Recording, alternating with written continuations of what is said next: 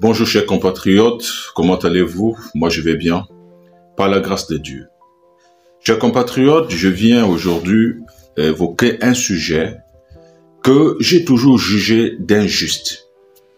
Oui, il y a des situations qu'un citoyen, où il y a des moments où un citoyen doit se lever, effectivement pour évoquer une situation qui perdure.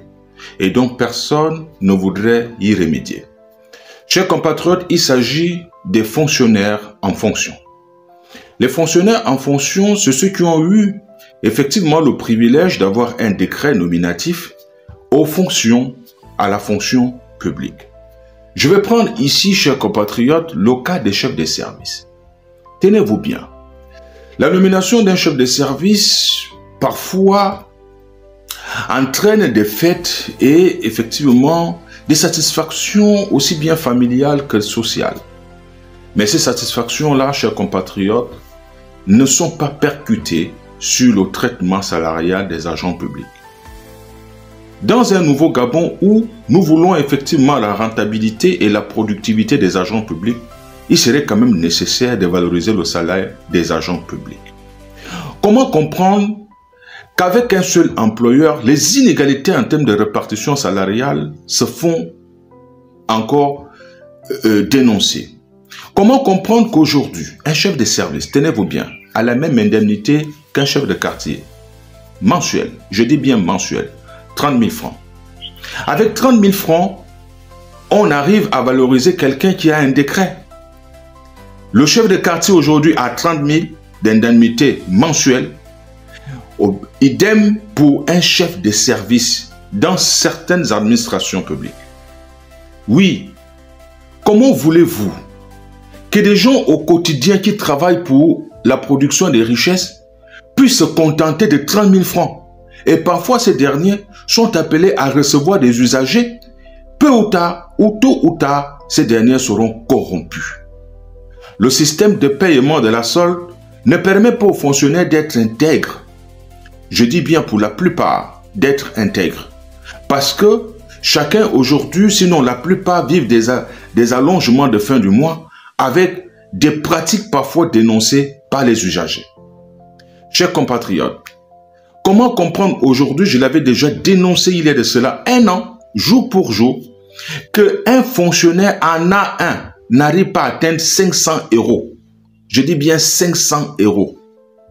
Le fonctionnaire en A1 est déjà victime de quelque chose qui existe depuis le gel des avancements.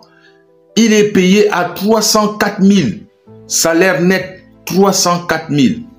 Avec 304 000, il en a un. Imaginez quelqu'un qui est en B2. Il est payé à combien net? 200 000. Mais avec ça, on ne peut pas être productif.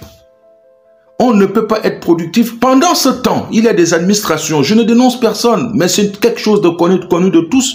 Il y a des administrations où la prime de la MOMP, tenez, en comprenez par cela, la main-d'œuvre non permanente, je vais citer du budget, la main-d'œuvre non permanente de l'économie, la main-d'œuvre non permanente de certaines administrations vont se reconnaître, est au-dessus du salaire de quelqu'un qui en a un. Il y a des gens qui perçoivent 900 000 francs par mois d'indemnité, c'est-à-dire de primes, chaque fin du mois. Ajoutez à cela leur salaire. Ça voudrait dire que voici des gens toujours employés de la fonction publique, mais ils bénéficient d'un traitement salarial qu'on ne peut pas, à toujours envier.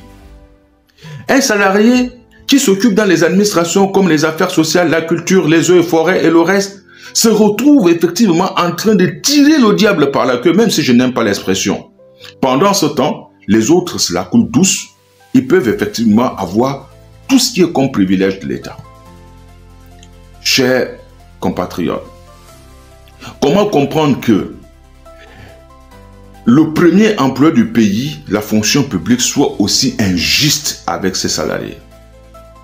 Qu'est-ce qui justifie aujourd'hui qu'un chef de service, je dis bien chef de service, à l'époque de nos pères, quand on était chef de service, on avait un bureau seul, on avait un véhicule et on avait un budget.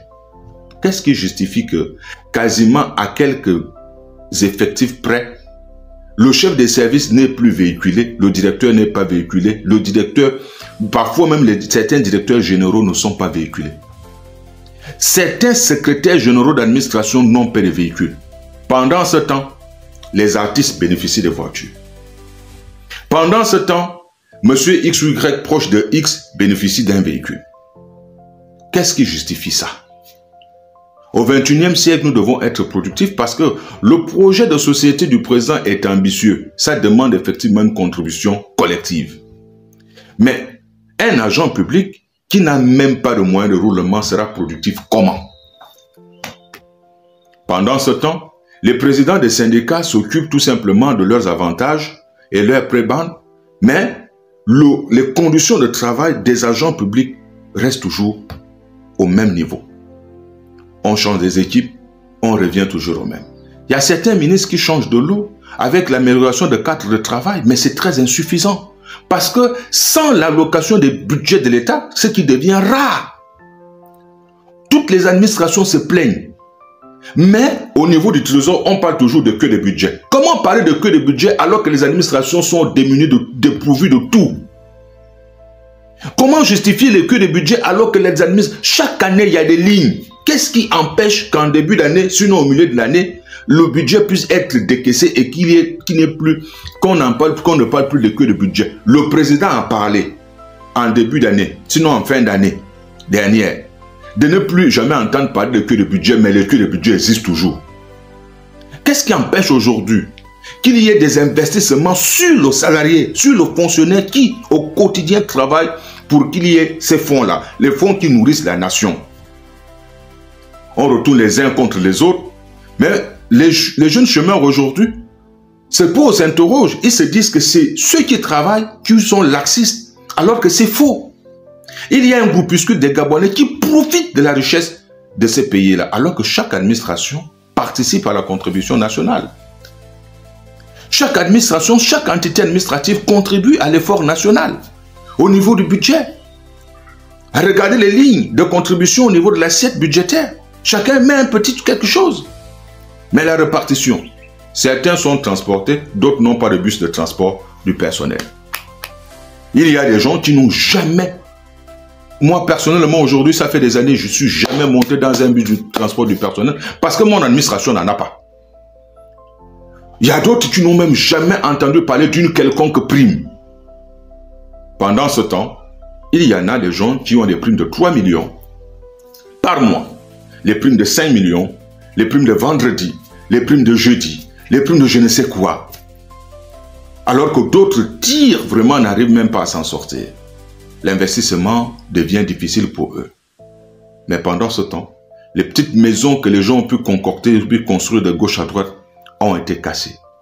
Dans les quartiers sous-intégrés, il y en a qui doivent vivre dans les quartiers chics et d'autres dans les quartiers sous-intégrés. Et quand il y a développement, il faut casser les quartiers sous-intégrés. Je vous remercie.